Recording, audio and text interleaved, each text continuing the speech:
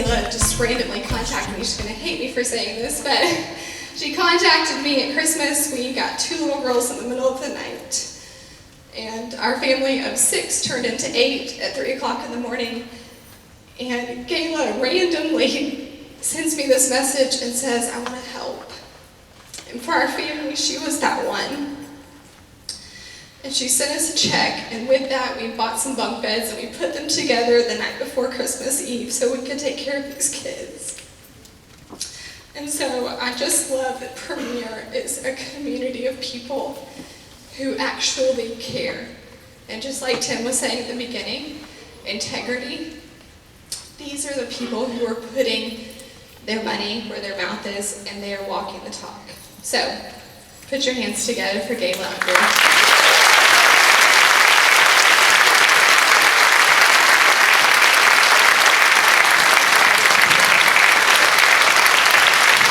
Wow, Christy,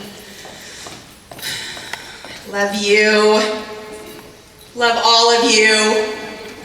It's easy to love you. You guys are just the best. My heart is pounding after that. Okay, let's just regroup. We've got about 30 minutes to wrap this up. So I want to just, if we can, well, let's make sure we're all together. La la la la la. I'm sorry, I don't hear you.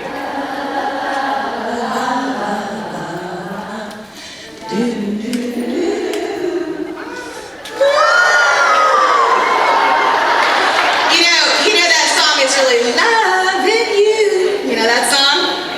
Honey sings that to me. Did he go to the bathroom? How can he go to the bathroom for the last segment? Don't kill me for that. Hey, should we do it doesn't really matter. Should we do just a really quick recap? Okay? What's the first thing we talked about? Connections, right? The power of community, right? All right, I'm gonna have to wake you up here. Connection leads to commitment. Yes. And then the next thing we talked about were the 3 Ds that will drive your business. What were they? Desire, discipline, and determination. And I said it's great to have a huge desire, but we cannot be lazy. We have to be disciplined, right? And what did I say about persistence? It's a habit, and so is quitting. Okay, and we talked about Jem's Pearl story there.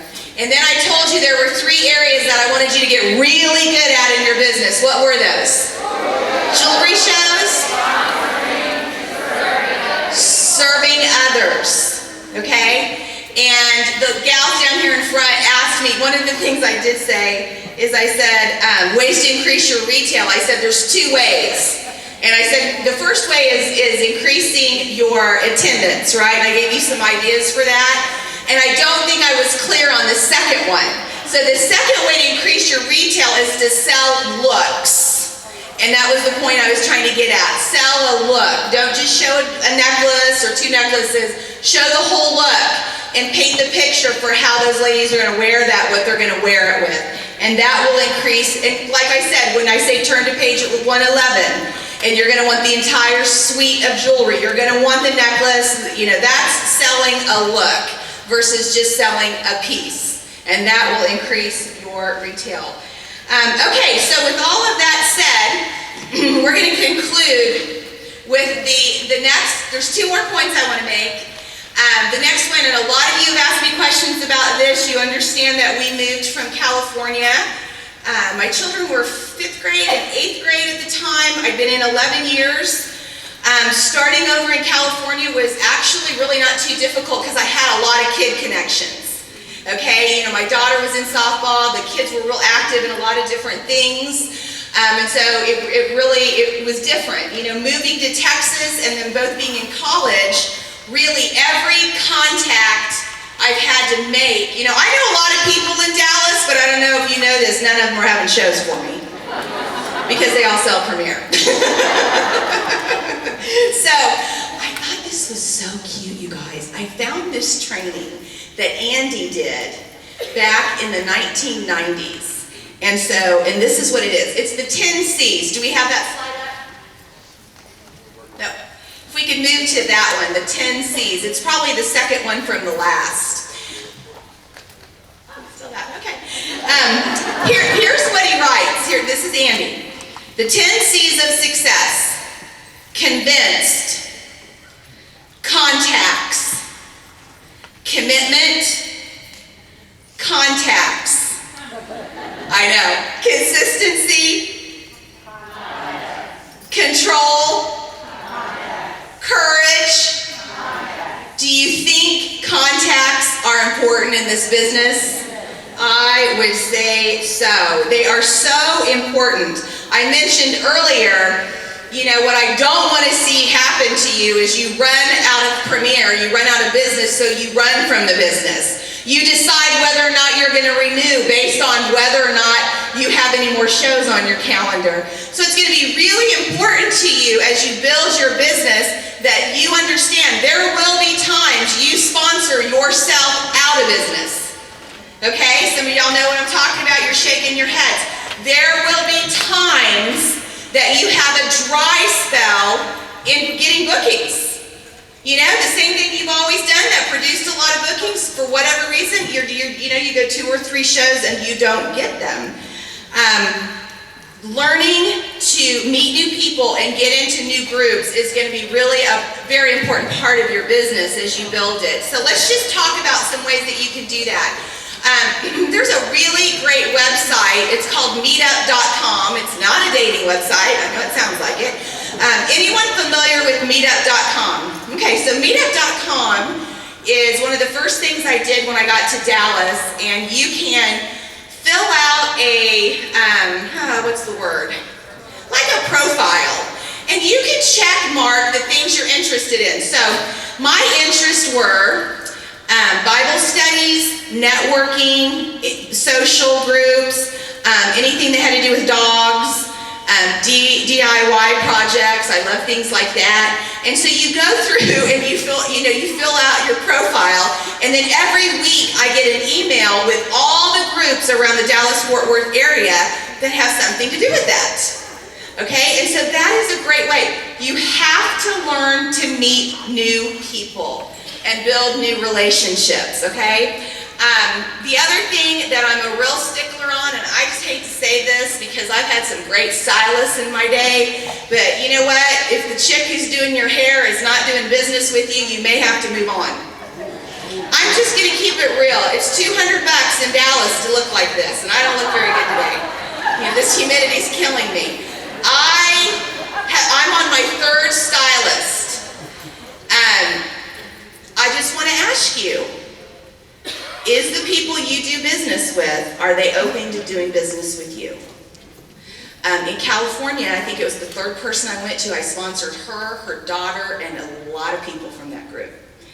And so sometimes you have to think, who do you do business with? And say to them, would you be open?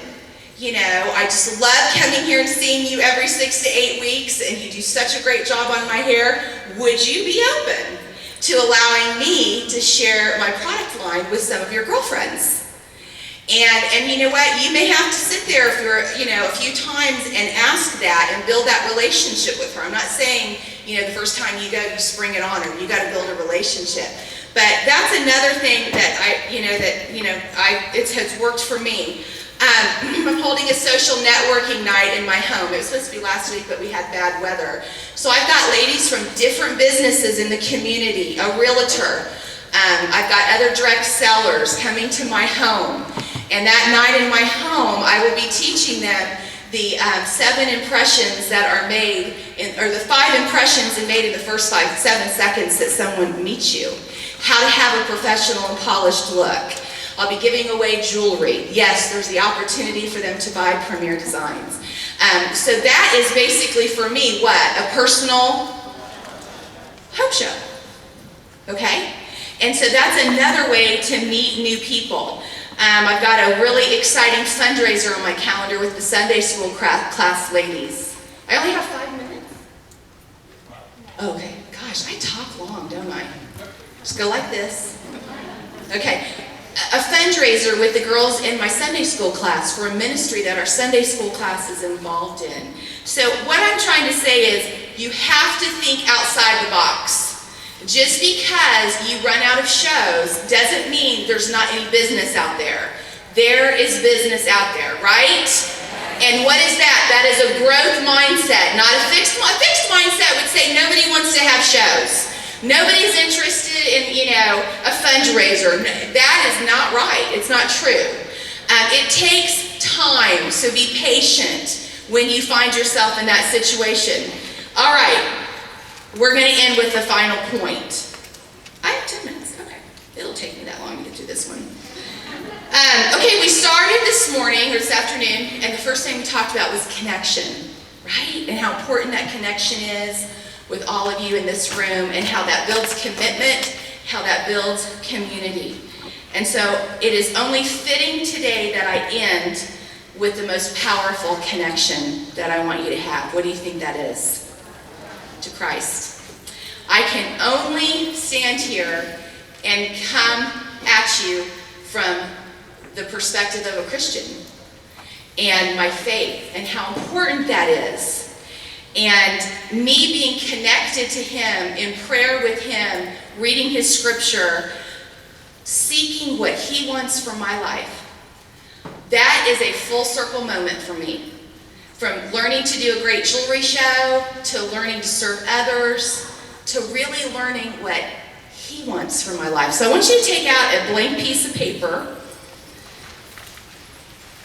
and I want you to draw a circle on the piece of paper. So take out a piece of paper, draw a circle on the paper. About like this.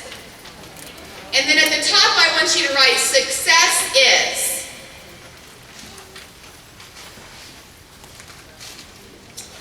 This is in my office. I actually keep it in my notebook. I don't know if you can see it. But this is living my life in the center of His will. Can you see that? I want you to duplicate this and take it home with you.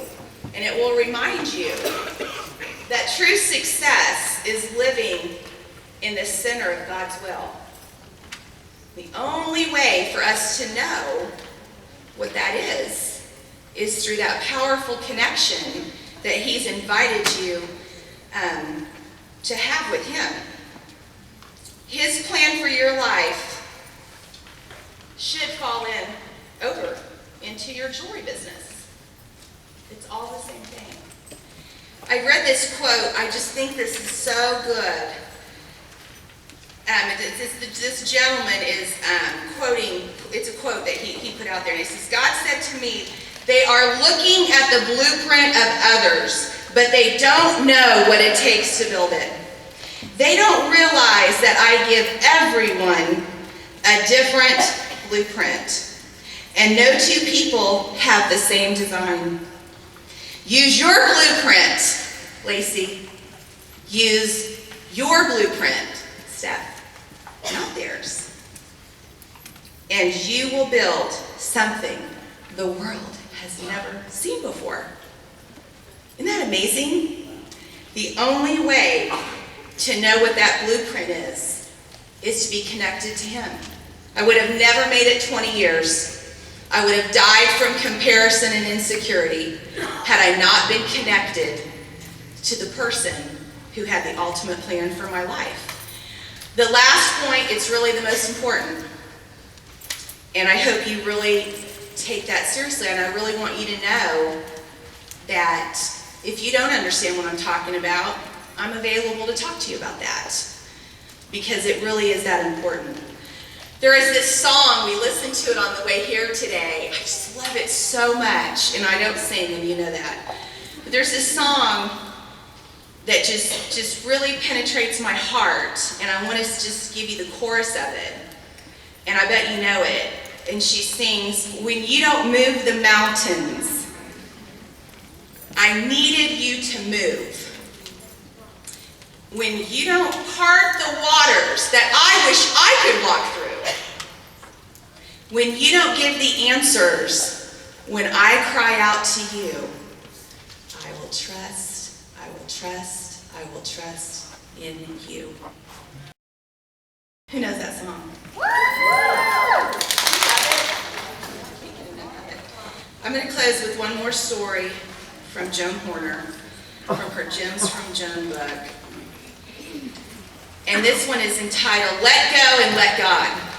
And a story is told about a mountain climber who wanted to climb the highest mountain. The mountain climber began his adventure after many years of preparation. Wanting all the glory for himself, he decided to climb the mountain alone.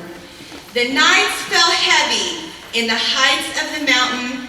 The nights fell heavy in the heights of the mountain, and the man, he couldn't see anything. It was black, and the moon and the stars were covered by the clouds. There was zero visibility. As he climbed higher, only a few feet away from the top of the mountain, he slipped and fell at great speed into thin air. The climber could only see black spots as he went down and felt the terrible sensation of being sucked by gravity. He kept falling, and in those moments of regret and fear, all of the good and bad episodes of his life came to his mind. He realized how close to death, death was to approaching, and when all of a sudden, he felt the rope tied to his waist pulling very hard. His body was hanging in the air with only the rope holding onto him. And in that moment of stillness, he had no other choice but to scream, "Help me, God." All of a sudden, a deep voice coming from the sky said, "What do you want me to do?" "Save me, God." "Do you really think I can save you?" The climber answered, "Of course I believe you can." "Then cut that rope that is tied to your waist." There was a moment of silence as the man thought about what to do. He decided to hold on to the rope with all his strength. The next day, the rescue team reported that the climber was found dead and frozen. His body was hanging from a rope, his frozen hands holding tightly only 10 feet from the ground. And what about you and me? How attached are we to our ropes? Will you let go? Will I? Don't ever doubt the things from God. You never should say that He has forgotten or He has abandoned you. Don't ever think that God does not take care of you. Remember that He is always holding on to you. He promises, "I hold you by your right hand. I, the Lord your God, and I say to you, do not be afraid. I am here for you." So what are you holding on to? Do you know Him? And do you trust Him? Even when things don't look how you thought they should look. Only then will you experience true success in your premier business and in your life. And I just want to thank you, Lacey, and all the girls for inviting Keith and I here. And I'm sorry it took me 2 years, because it has been such a blessing for us to be here with you today. You truly are a unique and wonderful group.